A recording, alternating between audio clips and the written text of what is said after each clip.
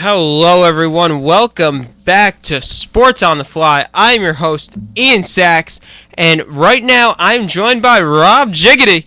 What's up, Jiggity? It's nice to be here again. 2 weeks in a row. Nice. I like it. Stepping up big, keeping me from talking to myself for an hour. Nobody wants to hear that. And Jiggity, our resident NBA correspondent, analyst, specialist, whatever you want to call him, he is here to break down what's going on in the NBA. Jiggity, where do you want to start it off? First of all, I want to say that was a great introduction. I like the introduction. We can start off on the Cavs. Let's talk about Cleveland. Definitely the most looked at team this year. The Cavs 5-5, right now sitting in a tie for 5th place in the Eastern Conference, along with Miami and Atlanta. A lot of people have been looking at trying to get the Cavs tweaking what's wrong with them. And, they're looking at trying to trade with Minnesota maybe. Jiggity, is it too early to switch things up? I wouldn't say it's too early to switch things up because we're already 10 games in the season. So I think, and they're in the Cavs right now, they're bottom 5 in defense. So they have to at least get some kind of defensive system going in order to get them to where they need to be, which is a deep run in the playoffs. Looking at their schedule, they've got an overtime win over Chicago on the road in the second game of the year. That was big. Then they have losses at Portland, a loss at Utah.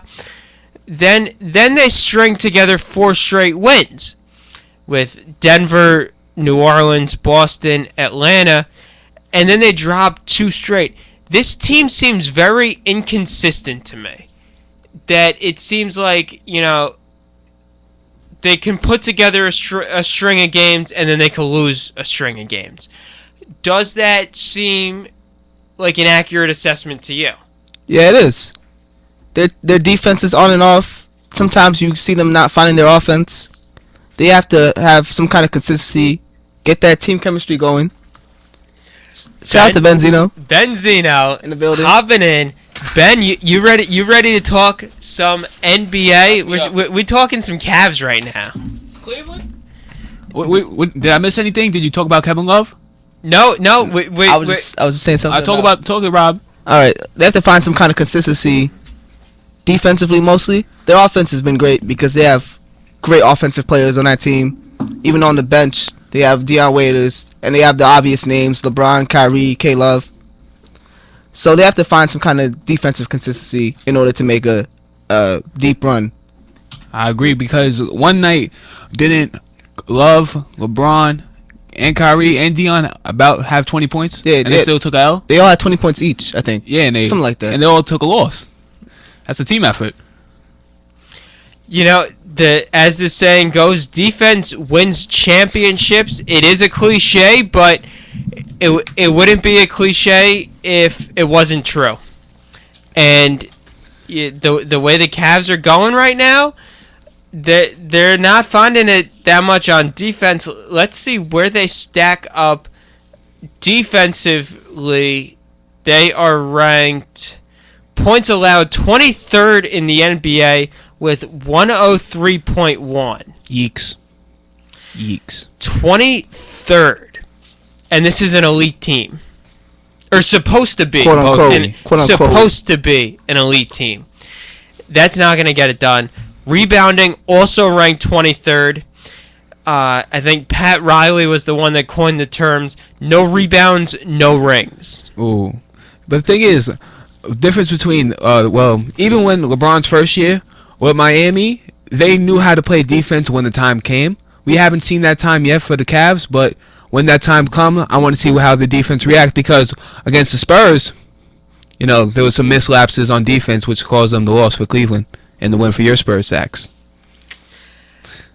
Can't say that I was disappointed in the outcome. I like I like Cleveland. I like LeBron. I like Kevin Love, but not against my Spurs. That was beautiful to see. We'll talk about the Spurs a little later. I'm thinking we'll do a little Eastern Conference, then take a break, jump over to the Western Conference. We were saying the Cavs offense doesn't have any problems. Right now they're ranked 5th in the NBA in offense. So that is definitely not where they need to look. They need to look defense. And Ben, I want to get your take on this. There have been rumors that the Cavs are trying to make moves, trying to make a deal. Should they just buckle down with what they have, learn to play together, learn to develop and flourish in this system, or do they need to bring in someone else? I don't know what this system is that they're running because David Blatt, first year coach coming from Europe and Mikhail Tel Aviv, so players are not used to his system. So I think it's an adjustment for that. But the only real trade asset is Dion Waiters. And is he really a trade asset that other teams want? Because rumors had Kyrie and him were scrapping last year in the locker room. So Dion Waiters is a question mark for other bidders. So would they give a veteran for Dion Waiters? But for ultimately, I think you got to work it out. So you're in favor of just keeping who they have and figuring out to learn to live with everybody. Yeah, because there's no real veterans on the market. Because with the Heat, LeBron James and company added Chris Birdman Anderson, and that was a staple. So maybe Ray Allen want to come out and play for the Cavs at the end of the year. He's more than welcome to. Agreed. Now looking ahead at the Eastern Conference. Beginning of the year, it looked like everyone was talking Cleveland, Chicago, top 2. Well, the Cavs right now tied for 5th with Miami. Chicago's 3rd at 8-4. The Toronto Raptors holding the best record in the conference at 9-2. What's been the Raptors' formula for success? We the North. That lifestyle, Rob. You know what I mean? Talk about that lifestyle.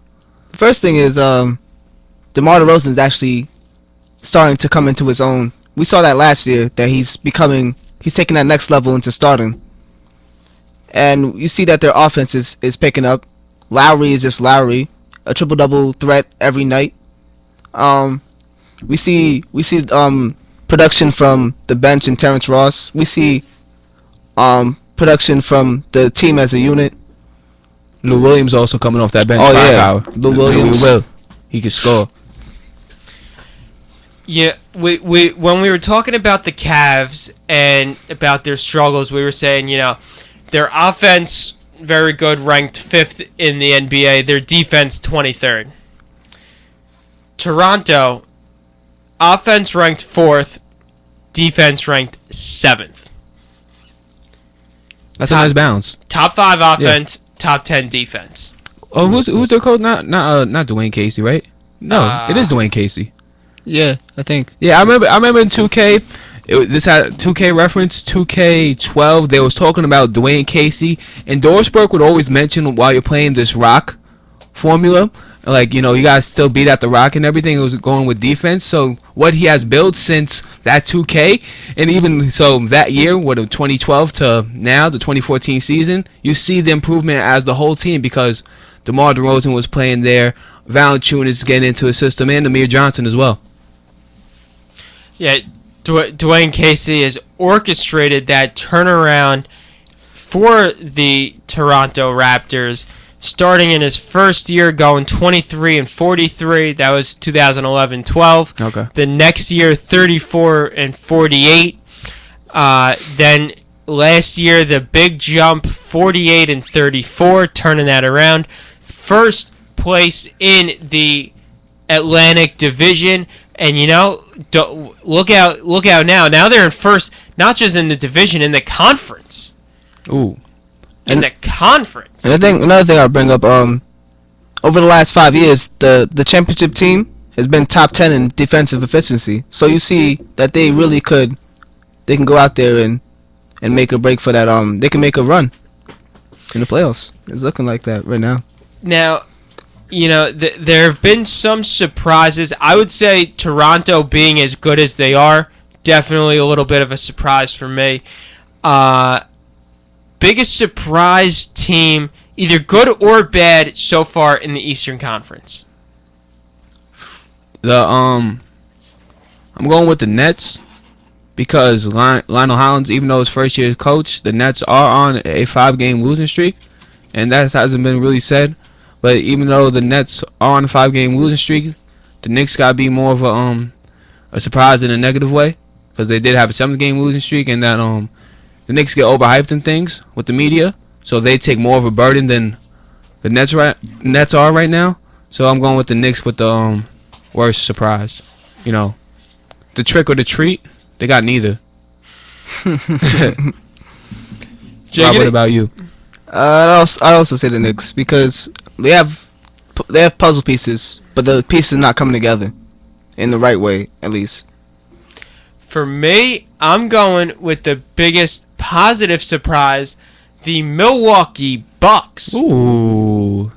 All right. Right now, sitting in 4th in the Eastern Conference at 7-5. Yeah, I did not expect to see the Bucks do anything like this. I expected another very subpar year out of Milwaukee, but Jason Kidd, their first-year head coach, and really leading the charge. Yeah, because nobody really expected this. Jason Kidd coming over from Brooklyn. The only reason he's in Milwaukee, he was like, yo, let me own some of the team and run it, and let me be in control of everything. And the Bucks like, all right, Jason, yeah, sure, but he's the coach as well, so he has to do wins. And right now, he's doing that for his team. But, besides Jabari Parker, the rookie sensation, I like the play of Chris Middleton. Coming off the bench, he's a sharp 3-point shooter. I really like Chris Middleton, and he's doing well for the Bucks.